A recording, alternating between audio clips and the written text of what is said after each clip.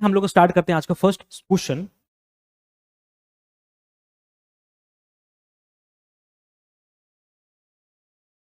First question हमारा क्या है? The boiling point of water decreases at higher altitude is due to, मतलब water का जो बॉइलिंग पॉइंट होता है हायर एल्टीट्यूड, मतलब जब आप ऊंचाई पे चले जाते हैं तो डिक्रीज क्यों करता है? आपके पास ऑप्शन क्या क्या है? लो टेम्परेचर, लो atmospheric pressure, high temperature, high atmospheric pressure. इसका जो राइट आंसर वो क्या है? लो एटमॉस्फेरिक प्रेशर। तो आपको मैं बता दूं थोड़ा सा बॉइलिंग पॉइंट के बारे में। अगर आप बॉइलिंग पॉइंट के बारे में नहीं जानते हैं तो थोड़ा सा आप देख लें, तभी जितने भी क्वेश्चंस इसमें आएंगे सब आपसे बन जाएंगे। अगर हम बॉइलिंग पॉइंट की बात करते हैं, बॉइलिंग पॉइंट की बात करते हैं, तो बॉइलिंग पॉइंट का सिंपली मतलब ये होता है कि हमारा लिक्विड जो होगा वो वेपर में कन्वर्ट हो जाएगा, वेपर में कन्वर्ट हो जाएगा। दूसरा हमारा ये बोल सकते हैं हम, जब vapour pressure of liquid is equal to atmospheric pressure,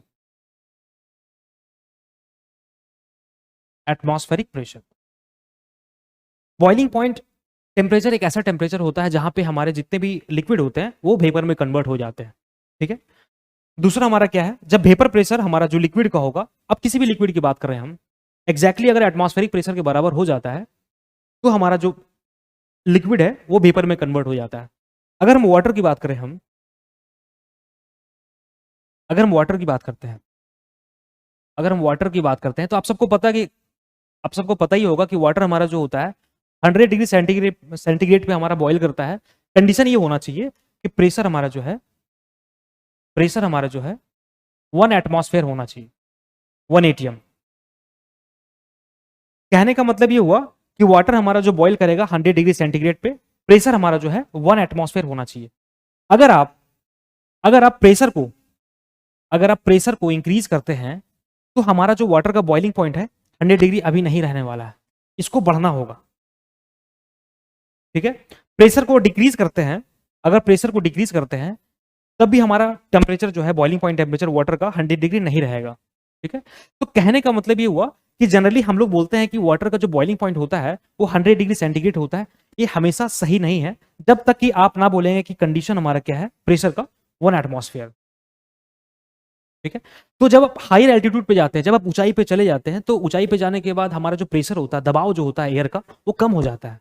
और कम होने के कारण से क्या होता है हमारा, जैसे ही हम उसको थोड़ा सा हीट करेंगे, हमारा जो होता है, जो भी मटेरियल को आप सब्सटेंस को बना रहे हैं आप, तो इजीली हमारा कुक हो जाता है।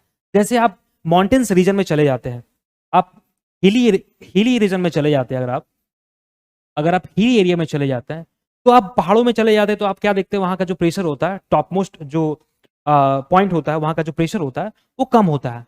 तो कम होने के कारण से हमारा जो खाना होता है वो कम ही टेम्परेचर में हमारा बन जाता है।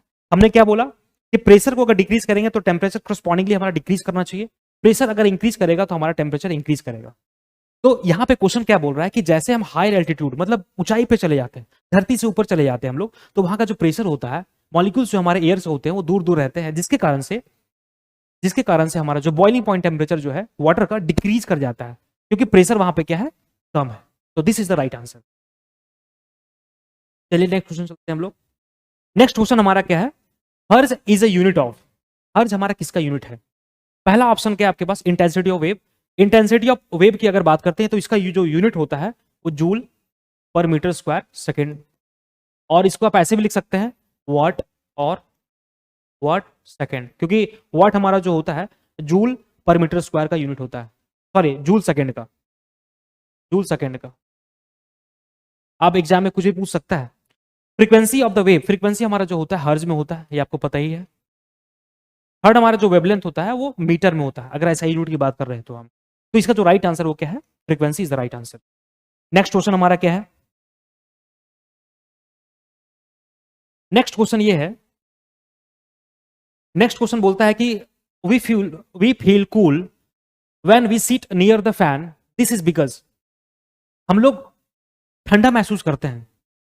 एक्चुअली कहने का मतलब ये हुआ कि जब भी आप किसी अनवांटेड एक्टिविटी करते हैं, लाइक जिमिंग जाते हैं या आप कोई डांस एक्टिविटी करते हैं, तो आप देखते हैं कि आप में स्वेटिंग ज़्यादा होता है। तो स्वेटिंग होने के बाद अब जब फैन के नीचे बैठते हैं तो आपका जो रेट ऑफ इवोपरेशन होता है वो ज्यादा होता है उस समय, ठीक है। तो यही एक रीजन है जहां हम लोग ठंडा महसूस करते हैं, फील कूल करते हैं हम लोग। तो आपके पास ऑप्शन क्या क्या है? पहला ऑप्शन है फैन गिव्स कूल एयर, गलत है। फैन कूल्स सराउंडिंग एयर, ये भी गलत है। Air vaporises the sweat on our body, ये सही है, ठीक है। तो इसका जो राइट आंसर वो क्या है? 3 is the right answer. Next question हमारा क्या है? Alcohol is more volatile than water because fill in the blanks is lower than water.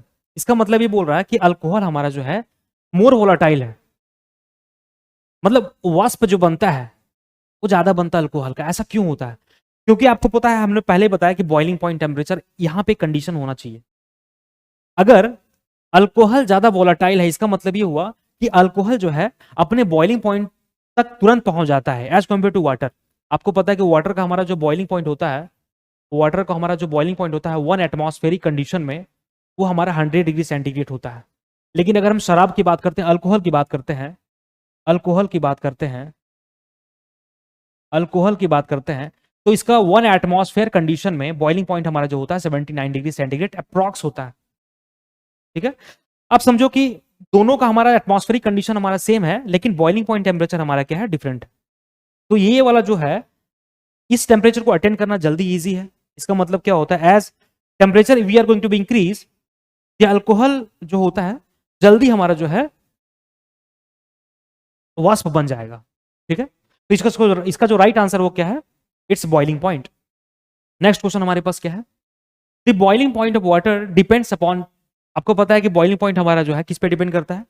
Option आपके पास जो है एटमॉस्फेरिक प्रेशर, वॉल्यूम, डेंसिटी, मास। इसका जो राइट आंसर वो क्या है? Atmospheric pressure. नेक्स्ट क्वेश्चन हमारा क्या है? The spring balance works on the principle of, spring balance हमारा जो होता है किस प्रिंसिपल पे काम करता है? आपके पास ऑप्शन क्या क्या है? Boyle's law, Hooke's law, Bernoulli's principle, Pascal law. देखो पहला ऑप्शन क्या है? हर चीज आपको दिमाग में होना चाहिए, बॉयल्स लॉ। अगर बॉयल्स लॉ की हम बात करें, बॉयल्स लॉ की बात करें तो according to ideal gas equation PV equal to nRT, ठीक है। बॉयल्स लॉ में हमारा क्या होता है? टेम्परेचर हमारा जो होता है वो कांस्टेंट होता है, कांस्टेंट होता है। तो प्रेशर हमारा जो होगा पीवी कांस्टेंट, और P directly proportional to 1/v। इसका मतलब ये होता है जैसे ही हम वॉल्यूम बढ़ाते हैं किसी भी सब्सटेंस का, तो प्रेशर हमारा क्या होता है? डिक्रीज करता है, ठीक है। अगर हम प्रेशर बढ़ाते हैं, अगर हम प्रेशर बढ़ाते हैं, प्रेशर बढ़ाते हैं तो हमारा वॉल्यूम क्या होगा? डिक्रीज होगा। तो बॉयल्स लॉ हमारा ये बोलता है कांस्टेंट टेम्परेचर पे ये काम करता है, टेम्परेचर हमारा क्या है? कांस्टेंट, ठीक है। दूसरा हमारा क्या है? Hooke's law.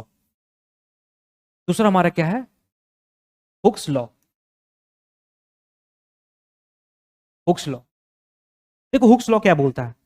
हुक्स लॉ हमारा बेसिकली जो है spring balance works on the principle of, spring balance हमारा जो होता है इसी प्रिंसिपल पे काम करता है। इसका जो राइट आंसर हुक्स लॉ है, लेकिन आप देख लो हुक्स लॉ में क्या होता है? एक हमारा स्प्रिंग होता है, हमारा स्प्रिंग होता है, ये हमारा क्या होता है? Spring reading. और यहां पे हम लोग क्या करते हैं?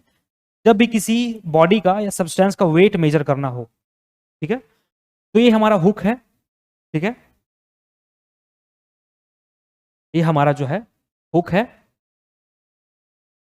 हुक, और ये हमारा जो है स्प्रिंग है,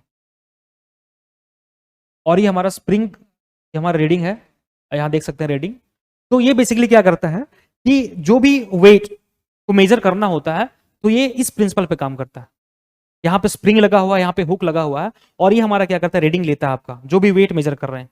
तो हुक्स लॉ बेसिकली हमारा क्या करता है? वेट को मेजर करता है। Spring balance works on the principle of Hooke's law, जो कि किसको मेजर करता है? वेट को। वेट हमारा यहाँ पे मेजर हो रहा है, ठीक है, ये हमारा हो गया। अगर हम बर्नौलीज इक्वेशन की बात करते हैं, अगर देखो हम बर्नौलीज इक्वेशन की बात करते हैं, अगर हम बर्नौलीज इक्वेशन की बात करते हैं या प्रिंसिपल की बात करते हैं, तो बर्नौलीज प्रिंसिपल में ये बोला गया है कि मैकेनिकल एनर्जी जो भी होता है, like pressure energy, potential energy and kinetic energy remains constant when the fluid flows, ठीक है। जब भी हमारा फ्लोइंग फ्लूइड फ्लो करता है, जब भी फ्लूइड हमारा फ्लो करता है, तो मैकेनिकल एनर्जी हमारी जो होती है, mechanical energy, mechanical energy kinetic energy plus pressure energy plus potential energy हमारा क्या है, कांस्टेंट है। ठीक है, आप फॉर्मूला भी कभी कभी एग्जाम में पूछ लेता है, तो आप देख सकते हैं P by rho G plus P square by 2g plus Z equal to constant. ये हमारा क्या है, बर्नौलीज प्रिंसिपल। ये प्रेशर हेड हमारा हो गया, ये काइनेटिक हेड हमारा हो गया, और ये मेरा क्या है, डेटम हेड, जिसको हम लोग बोलते हैं ग्रेविटेशनल पोटेंशियल एनर्जी हेड। ठीक है, तो बर्नौलीज इक्वेशन हमारा ये हो गया। अब पास्कल लॉ हमारा क्या बोलता है, पास्कल बोलता है कि the intensity of pressure of any object is same in all direction. Pressure हमारा जो होगा किसी ऑब्जेक्ट पे लगने वाला, हर डायरेक्शन में हमारा प्रेशर जो होगा सेम होने वाला है, ये प्रेशर लॉ बोलता है। तो स्प्रिंग बैलेंस हमारा जो है works on the principle of, इस पे हुक्स लॉ पे। इसका जो राइट आंसर क्या है, 2 is the right answer. Super cooling is a cooling of liquid. Super cooling of a liquid मतलब इसका मतलब क्या हो रहा है। अब सुपर कूलिंग का मतलब क्या होता है, यहां देखिए, हम लोग एक ग्राफ से समझते हैं, हम लोग एक ग्राफ से समझते हैं। ये हमारा होता है टाइम, ये हमारा क्या है, टेम्परेचर। ठीक है, अब सुपर कूलिंग का मतलब यहां देख सकते हैं थोड़ा सा, देखो ये हमारा जो होता है, ये हमारा जो होता है, हर पॉइंट्स को देखना आपको, क्योंकि एग्जाम में कुछ भी पूछ सकता है।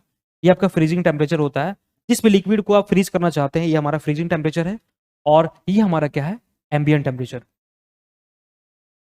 Ambient temperature. ठीक है, ये हमारा जो है लिक्विड कूल हो रहा है, लिक्विड कूल्स। ठीक है, ये हमारा जो है, ये हमारा जो है फेज का ट्रांसफॉर्मेशन, फेज ट्रांसफॉर्मेशन। ठीक है, ये हमारा क्या है, सॉलिड कूल्स, सॉलिड कूल्स। और ये हमारा जो पार्ट है, सॉरी ये जो हमने ऐसा इसको दिखाना था, देखो ये वाला जो पार्ट है ना, ये वाला पार्ट, इसी को हम लोग बोलते हैं क्या, इसी को हम लोग बोलते हैं सुपर कूलिंग। इसी को हम लोग क्या बोलते हैं, सुपर कूलिंग। अब देखो क्वेश्चन में क्या बोला है, super cooling is a cooling of liquid. मतलब जब भी किसी लिक्विड को आप एम्बिएंट टेम्परेचर से कूल करते आते हैं, तो सबसे पहले ये फ्रीजिंग टेम्परेचर को अटेंड करता है, और फ्रीजिंग टेम्परेचर के नीचे वाला जो पार्ट होता है उसी को हम लोग क्या बोलते हैं, सुपर कूलिंग। फ्रीजिंग टेम्परेचर जैसे अटेंड होता है, तो यहां से ये वाला जो पार्ट आप देख रहे हैं, यहां से हमारा क्या होता है, फेज का ट्रांसफॉर्मेशन होता है। इसका मतलब जो लिक्विड हमारा है उसमें टेम्परेचर में किसी तरह का चेंज नहीं है, क्योंकि टेम्परेचर यहां थ्रू आउट हमारा सेम है। और ये मेरा क्या होगा, सॉलिड में कन्वर्ट हो जाएगा, फिर यहां से हमारा जो होगा सॉलिड ठंडा हो जाएगा। ठीक है, तो सुपर कूलिंग में देखो ये सब क्वेश्चंस पूछ सकते हैं, कहीं से भी क्वेश्चन पूछ सकते हैं, ग्राफ को आपको दिमाग में रखना है। तो super cooling is a cooling of liquid below the melting point, ये नहीं होगा option. Below the freezing point, ये सही है, ये नहीं होगा, ये नहीं होगा। तो इसका जो राइट आंसर वो क्या है, बिलो द फ्रीजिंग पॉइंट। मतलब ये वाला आपका जो फ्रीजिंग पॉइंट है किसी भी लिक्विड का, और ये जो है सुपर कूलिंग, मतलब ये वाला जो नीचे वाला पार्ट हमने दिखाया है, ये सुपर कूलिंग आपका है। तो इसका जो राइट आंसर वो क्या है, 2। Which type of sound wave, which type of sound waves can propagate in solids. मतलब सॉलिड्स में किस तरह के साउंड्स जो हैं वो प्रोपगेट होते हैं। तो आप सबको पता है कि बेसिकली दो तरह का वेव्स होते हैं। एक होता है पहला, 2 types of waves, 2 types of waves,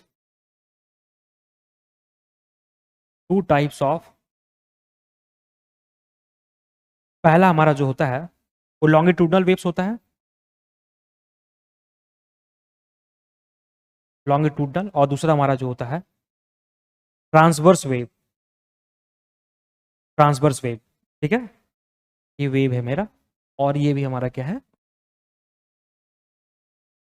along the length हमारा जो भी वेव ट्रैवल करता है उसको हम लोग क्या बोलते हैं, लॉन्गिट्यूडनल वेव्स। और अलोंग द परपेंडिकुलर, ठीक है, उसको हम लोग क्या बोलते हैं, ट्रांसवर्स वेव। तो दो तरीके से हमारा क्या है, वेव होता है। तो सॉलिड में जनरली हम देखते हैं, जनरली हमारा जो साउंड हमारा जो है वो प्रोपगेट करता है लॉन्गिट्यूडनल वेव्स। मतलब अगर आपको क्वेश्चन पूछेगा कि साउंड जो वेव होता है, तो आप इसको मार देना answer, longitudinal waves, longitudinal waves. ठीक है, लेकिन क्वेश्चन यहां पे क्या पूछा है, क्वेश्चन यहां पे पूछा है कि जनरली जो है सॉलिड्स में किस तरह के वेव्स ट्रैवल होते हैं। तो यहां पे दोनों तरह के वेव्स ट्रैवल होते हैं सॉलिड्स में। अगर हम सॉलिड्स की बात कर रहे हैं तो सॉलिड्स में हमारा जो होता है longitudinal and transverse both, transverse both, ठीक है। ये हमारा जो है इसका जो राइट आंसर ये हो जाएगा आइदर लॉन्गिट्यूडनल और ट्रांसवर्स। लेकिन अगर साउंड वेव्स की बात करते हैं बेसिकली तो लॉन्गिट्यूडनल डायरेक्शन में इसका जो वेव होता है वो प्रोपगेट होता है। इसका जो राइट आंसर होता, अगर यहां पे सॉलिड नहीं बोलता तो इसका जो राइट आंसर होता लॉन्गिट्यूडनल वेव होता। लेकिन यहां पे इसने बताया है कि सॉलिड्स में जनरली जो है किस तरह के वेव्स प्रोपगेट होते हैं, तो इसका जो राइट आंसर है वो क्या है, longitudinal as well as the transverse wave. ठीक है, चलिए मिलते हैं नेक्स्ट क्वेश्चन में हम लोग। How much calorie are there in joule, मतलब एक जूल में कितना कैलोरी होता है। तो आप सबको दिमाग में होना चाहिए कि 1 जूल में हमारा जो होता है 0.239 कैलोरी होता है। ये दिमाग में रखना आपको है, ठीक है। इसका जो राइट आंसर वो क्या है 0.24। नेक्स्ट क्वेश्चन क्या है, if the momentum of the body is double, if the momentum of the body is double then the kinetic energy is. तो आप सबको ये पता है कि काइनेटिक एनर्जी हमारा जो होता है, किसी भी ऑब्जेक्ट का काइनेटिक एनर्जी हमारा क्या होता है, half M V square. Momentum क्या होता है, P equal to M V. हम इसको मोमेंटम के टर्म में लिखना चाहते हैं, हाफ एम से मल्टीप्लाई डिवाइड कर दो एम वी स्क्वायर, हमारा कितना आ जाएगा, हमारा क्या आ जाएगा, देखो यहां पे काइनेटिक एनर्जी कितना आ जाएगा, P square by 2m। Question क्या बोला है, अगर मोमेंटम को हम डबल कर देते हैं, मोमेंटम मतलब P को हम डबल कर देंगे तो हमारा कितना आ जाएगा काइनेटिक एनर्जी, काइनेटिक एनर्जी 2 का, ये सपोज 1 का था आपका, 2 हमारा कितना आ जाएगा 4 टाइम्स ऑफ काइनेटिक एनर्जी 1। ठीक है, इसका जो राइट आंसर वो क्या है, becomes 4 times than that of the 1। Next question हमारा क्या है,